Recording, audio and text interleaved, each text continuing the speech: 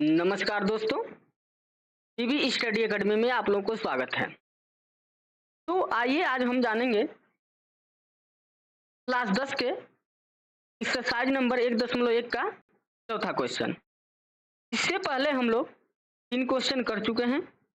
यदि आप लोग नहीं देखे हैं तो वीडियो को डिस्क्रिप्शन बॉक्स में लिंक उसका दे दिए हैं, आप लोग जाकर के उसको देख सकते हैं।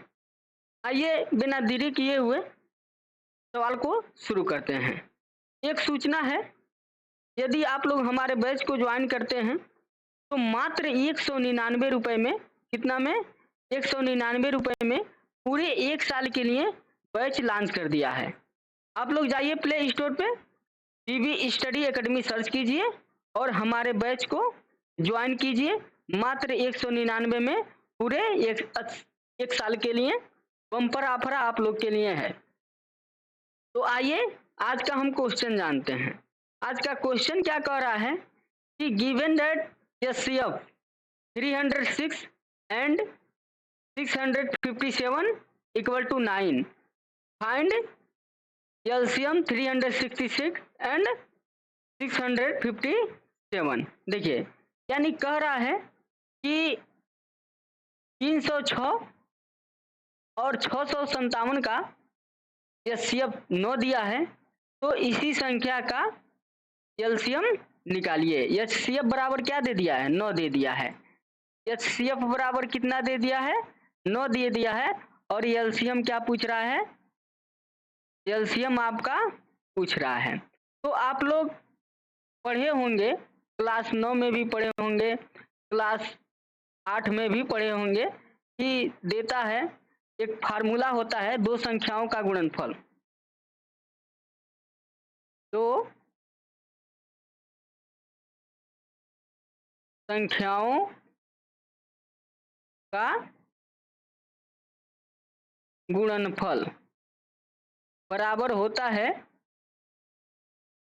एलसीएम गुणे HCF, यानी लॉसो गुणे मौसो। तो देखिए, दो संख्या कितना दे दिया है? दोनों संख्या का मान कितना दिया है? एक संख्या का मान 306 दिया है और दूसरे संख्या के क्या दे दिया है?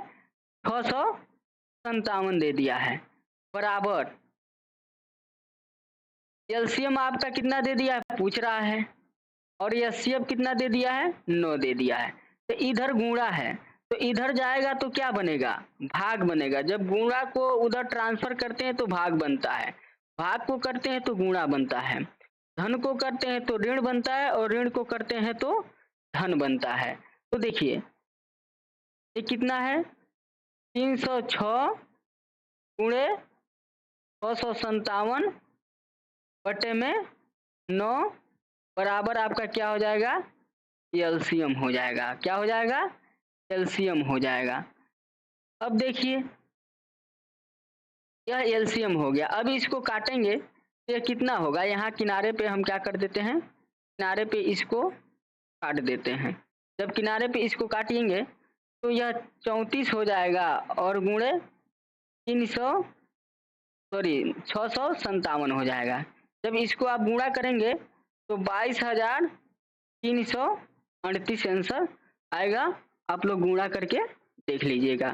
कितना आसान क्वेश्चन है, आप लोग इसको समझ गए होंगे। अब आइए अगला क्वेश्चन हम लोग देखते हैं। अगला क्वेश्चन क्या कह रहा है? जांच कीजिए कि क्या किसी प्राकृतिक संख्या n के लिए संख्या 6n नहीं है, एक 6 पे घात n है, 6 पे पावर n अंक पर 0 समाप्त हो सकती है। तो देखिए, 0 समाप्त अंक मान के चलिए हम देखें तो 10 है, 30 है, 30 है, 40 है, 50 है, ऐसे चले जाएंगे अनगिनत तकले, लाखों करोड़ों जितना भी हम चले जाएं, ऐसे हम करके चले जाएंगे। तो देखिए, सब में एक आप कॉमन देखेंगे। 10 को हम क्या लिख सकते हैं? 2 गुणे 5 लिख सकते हैं। लिख सकते हैं कि नहीं लिख सकते हैं? 20 को क्या लिख सकते हैं? 2 गुणे 5 लिख सकते हैं। 30 को क्या लिख सकते हैं? 2 गुणे 3 गुणे 5 लिख सकते हैं। 40 को 2 गुणे 2 गुणे 2 गुणे 5 लिख सकते हैं। 50 को 2 गुणे 5 गुणे 5 ऐसे हम बढ़ते चले जाएंगे। इसमें आप लोग एक चीज देख रहे हैं, इसमें आप लोग देख रहे हैं प्रत्येक के गुणनखंड में 2 और 5 उपस्थित हैं। प्रत्येक के गुणनखंड में क्या है, 2 पे पावर n गुणे 5 पे पावर n क्या है, उपस्थित है, तभी जाकर के वह क्या होगा, 0 से समाप्त होगा। इतना तक तो आप समझ गए होंगे। आपको यह पेपर में आ जाता है तो यह सब नहीं लिखना है। यदि पेपर में आता है तो आप लोगों को यह नहीं लिखना है। देखिए हमको लिखना क्या है, देखिए इसको अपने भाषा में आप लोग लिख लीजिए। अपने भाषा में जैसे आप बना सकते हैं वैसे अपने भाषा में बना करके इसको लिखिए। अपने भाषा में यदि आप इसको बनाएंगे तो लिखेंगे कि यदि संख्या 0 पर समाप्त होती है तो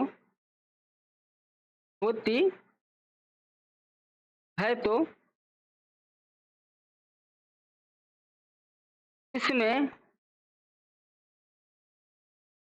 2 पे n गुणे 5 पे n उपस्थित होना अनिवार्य है। क्या है,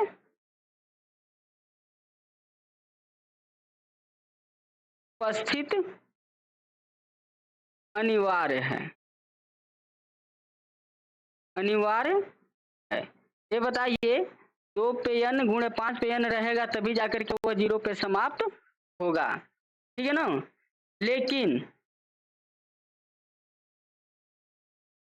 6 पे n को हम क्या लिख सकते हैं, 2 गुणे 3 पे n बराबर 2 पे n गुणे 3 पे n। देखिए लेकिन 6 पे n में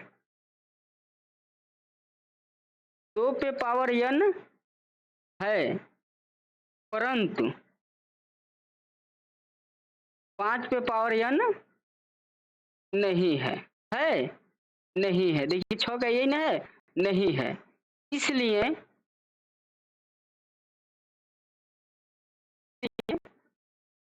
6 पे पावर n किसी भी प्राकृतिक संख्या के लिए, किसी भी n प्राकृतिक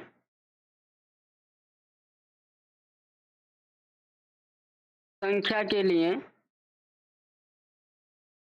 0 पे समाप्त नहीं होगी, 0 पर समाप्त नहीं, ठीक है ना, यानी कि कभी भी 0 पे समाप्त नहीं होगा। अब आइए अगला क्वेश्चन हम लोग देखते हैं। अगला क्वेश्चन क्या कह रहा है कि व्याख्या कीजिए कि इतना और इतना भाज्य संख्याएं हैं। तो सबसे पहले हम जाने भाज्य संख्या किसे कहते हैं, आप लोग बताइए। भाज्य संख्या, और इसको इंग्लिश में क्या बोलते हैं, कंपोजिट नंबर बोलते हैं। क्या बोलते हैं, कंपोजिट नंबर बोलते हैं। इंग्लिश में क्या बोलते हैं, कंपोजिट नंबर बोलते हैं। इसे कहते हैं, देखिए कंपोजिट नंबर में यानी भाज्य संख्या वह संख्या है, भाज्य संख्या वह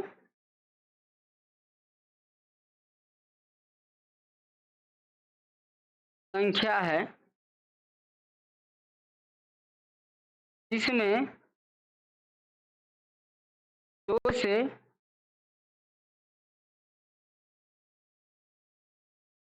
अधिक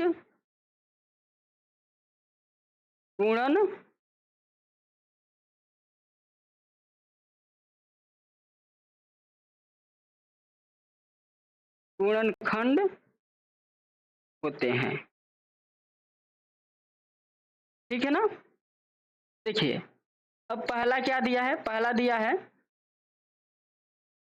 7 गुणे 11 गुणे 13 प्लस 13। अब इसमें देखें तो 13 इसमें भी है, 13 इसमें भी है, तो हम 13 को क्या ले लें, कॉमन लेना है। तो जब हम 13 को कॉमन लेंगे तो यहाँ पे क्या बचेगा, 7 गुणे 11 और प्लस 1 बच जाएगा। यहाँ पे क्या हो गया, 13 गुणे 11 77 और 1 78 और यहाँ पे गुणे तो एक सब में है ये है। ये बताइए 2 से अधिक गुणनखंड है कि नहीं है, इसमें है, इसलिए मेरा क्या है, भाज्य संख्या, ठीक है ना, इसलिए क्या है, भाज्य संख्या है। अब दूसरा है, अब दूसरा को भी आप इसको देख सकते हैं। दूसरा देखिए, दूसरा क्या है कि 7 गुणे 6 गुणे 5 गुणे 4 गुणे 3 गुणे 2 गुणे 1 प्लस 5। अब देखिए 5 इसमें भी है और 5 इसमें भी है, तो दोनों में हम 5 क्या ले लें, कॉमन ले लें। अब यहाँ क्या बचा, 7 गुणे 6 गुणे 4, 5 निकल गया, गुणे 3 गुणे 2 गुणे 1 और प्लस 1। अब इसको हम क्या कर दें, गुणा करा दें, क्या करा दें, गुणा करा दें। तो 7 छके 42 और 12 दूनी 24, यानी 5 42 गुणे 24 प्लस 1, ठीक है ना। अब इसको इधर गुणा करा देते हैं। देखिए 42 24 में आप गुणा कराएंगे तो 24 दूना क्या होगा, 24 दूना 48 होगा, 48 के 8 और 24 चौक को कितना होगा, 24 चौक को 96 होगा और 4 कितना हो जाएगा आपका 100 हो जाएगा, यानी 1008 हो गया। तो क्या हो गया, 5 गुणे 1008 और 1 कितना हो गया, 1009 हो गया। यहाँ पे गुणे हम क्या कर दें, 1 कर दें। तो ये भी क्या है, 2 से अधिक गुणनखंड है कि नहीं, इसमें है, तो इसलिए ये भी मेरा क्या है, भाज्य संख्या है। आशा करता हूं कि आप लोग को ये भी समझ में आ गया होगा। अब आइए अगला क्वेश्चन देखते हैं। अगला क्वेश्चन है, किसी खेल के मैदान के चारों ओर एक वृत्ताकार पथ है, यानी कि देयर इज ए सर्कुलर पथ अराउंड अ स्पोर्ट फील्ड, ठीक है ना। इस मैदान का एक चक्कर लगाने में सोनिया 18 मिनट लगाती है। सोनिया कितना मिनट लगाती है, 18 मिनट लगाती है। सोनिया कितना लगाती है एक चक्कर में, 18 मिनट। और क्या है, जबकि इसी मैदान को रवि को चक्कर लगाने में कितना मिनट लगता है, 12 मिनट लगता है। कितना मिनट लगता है, 12 मिनट लगता है। तो कह रहा है कि यह दोनों एक ही स्थान पर किस समय पुनः वापस मिलेंगे। तो देखिए मान के चलिए कि यह एक गोला है, क्या ले लीजिए, यह